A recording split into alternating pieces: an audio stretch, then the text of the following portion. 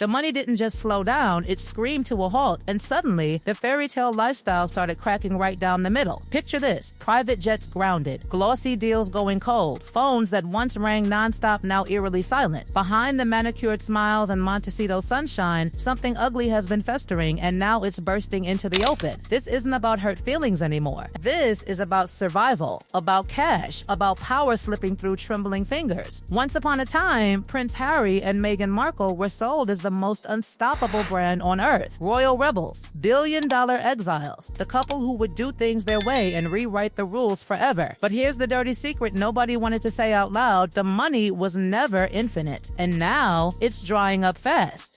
Behind the scenes, panic has replaced confidence. Insiders whisper that what we're watching isn't strategy, it's desperation wrapped in designer labels. Archewell shrinking, Netflix cooling, as ever flopping harder than anyone expected. And suddenly, the royal doors they slammed shut years ago don't look so bad anymore. If only they could crack them open just a little. Because when the bank balance starts blinking red, pride becomes optional. Let's rewind. When Harry and Meghan stormed out of the royal system, the message was clear: they didn't need the crown. They had Hollywood, Silicon Valley, global influence, billion-dollar potential. The world watched as deals poured in, podcasts, documentaries, speaking fees so high they made palace salaries look like pocket change. It felt unstoppable. But fame doesn't pay forever, and relevance has an expiration date. Quietly, very quietly, the cracks began to show. Archewell, once hyped as a world-changing philanthropic powerhouse, started looking more like a leaky bucket. Donations thinned, staff vanished. Rebrands came and went like makeup over bruises. Websites went dark. Questions went unanswered. And then came the whispers. Why are they selling access? Because yes, while preaching compassion and service, they were allegedly hosting ultra-exclusive dinners with eye-watering price tags. 6 figures just to sit near them, to break bread, to breathe the same air. Critics didn't mince words. They called it what it looked like: monetized proximity. Celebrity pay to play dressed up as charity. Not exactly the savior narrative they once sold. Meanwhile, over in Hollywood, the mood shifted. Netflix, once eager to plaster their faces across global screens, reportedly stopped chasing them. Pitches stalled. Projects passed. Momentum fizzled. The machine that was supposed to print money suddenly didn't. And Meghan's lifestyle brand, the one meant to cement her as a modern mogul, reviews were lukewarm, sales sluggish. The buzz never caught fire. Freebies started popping up where profits were supposed to be. That's when the realization hit like a slap. They needed something only one institution could still give them: the crown. Behind palace walls, a letter arrived, polished, calm, careful. No rage, no accusations, just velvet soft words about service, duty, and reconnecting with purpose. A tone so different from the past, it made seasoned courtiers blink twice.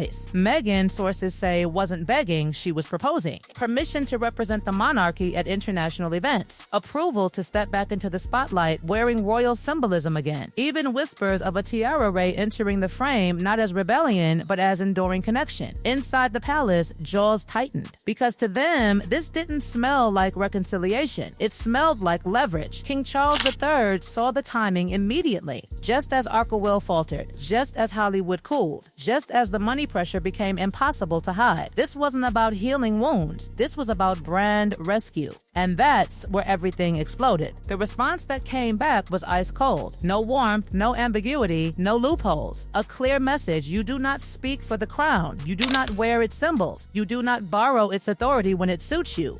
Translation? The door wasn't just closed, it was locked. Inside royal circles, the mood hardened fast. Advisors whispered that this was the final straw. The moment the monarchy decided enough was enough. No hybrid roles, no symbolic cameos, no part-time royalty when the bills start piling up. And here's where it gets messier. The letter allegedly didn't stop at requests. It reportedly threw shade, comparisons, complaints about other royals quietly doing their duty without chasing headlines. Names were dragged, lines were crossed. That's sealed it. To the palace, this wasn't diplomacy. It was entitlement dressed in elegance. What Harry and Meghan didn't seem to grasp was one brutal truth. The royal family doesn't reward pressure, especially financial pressure, especially when it smells like monetization. And so, the final decision was made. No return, no symbols, no royal lifeline. Back in Montecito, reality hit hard. That mansion, it doesn't maintain itself. Security bills alone bleed millions. Private protection, legal fights, PR teams spinning overtime just to keep the narrative afloat. The lifestyle they built demands constant fuel, and the tank isn't as full as it used to be. This is the part fans weren't meant to see. The scramble, the repositioning, the sudden need to be misunderstood again. Already, the narrative is shifting. Leaks, soft, focused sympathy pieces, whispers that Meghan was too powerful, too global, too threatening for the old institution to handle. The familiar victim-hero arc warming up once more. But here's the problem. The audience is tired. The mystique is gone. The contradictions are louder. You can't sell independence while reaching for the crown when the money runs low. You can't reject royal life, then ask to borrow it back when your empire wobbles. And deep down, everyone knows it. This isn't about titles anymore. It's about exposure. The exposure of a brand built on royal glow, now struggling without it. The exposure of deals that peak too fast. The exposure of a lifestyle that costs more than the relevance currently brings in. For years, they walked a gray line, half royal, half Hollywood, all spectacle. But that gray line just turned black and white. Inside the palace, there's no anger left, just finality. Boundaries drawn with ruler-straight precision. No more ambiguity, no more soft allowances, no more pretending this is a family spat. It's institutional now. And for Harry and Meghan, the message couldn't be clearer. Whatever comes next, they're on their own. Because when access becomes the product, when dinners are auctioned and symbols are leveraged, when service starts to look suspiciously like survival, the magic disappears. And this saga? Oh, it's far from over. The silence that followed was louder than any press release. No angry rebuttal, no emotional statement, no carefully staged photo op to soften the blow. Just quiet. And in Hollywood, silence like that doesn't mean peace. It means regrouping. It means panic meetings behind closed doors, phones buzzing at 3 a.m., PR teams whispering, "We need a new angle, fast." Because once the palace slammed that door shut, everything changed. For years, Harry and Meghan survived on the illusion of proximity. They didn't need to be royal, they just needed to feel royal adjacent. Titles lingering in headlines. Royal phrases slipped into interviews. The faint suggestion that somehow they were still part of the inner circle. That illusion paid the bills. But now, the illusion is gone. Inside Montecito, insiders say the mood shifted overnight. The rejection wasn't just symbolic, it was financial dynamite. Because without royal oxygen, the Sussex brand becomes just another celebrity brand. And in an industry flooded with influencers, moguls, and manufactured icons, that's a dangerous downgrade. Suddenly, the math doesn't math. Security costs keep climbing. Property taxes don't care about hurt feelings. Staff salaries don't pause for reinvention arcs. The lifestyle they curated requires constant momentum, not nostalgia, not victimhood, not vague promises of what's coming next. And momentum is exactly what they've lost. The Netflix slowdown wasn't just a business decision, it was a verdict. Hollywood is ruthless that way. It doesn't punish you publicly, it just moves on. New faces, new stories, new drama that doesn't come with baggage heavy enough to sink a franchise. Spotify already walked. Publishing peaked. Speaking gigs dried up. And suddenly, the couple once framed as global changemakers are being quietly categorized as high-risk, low-return.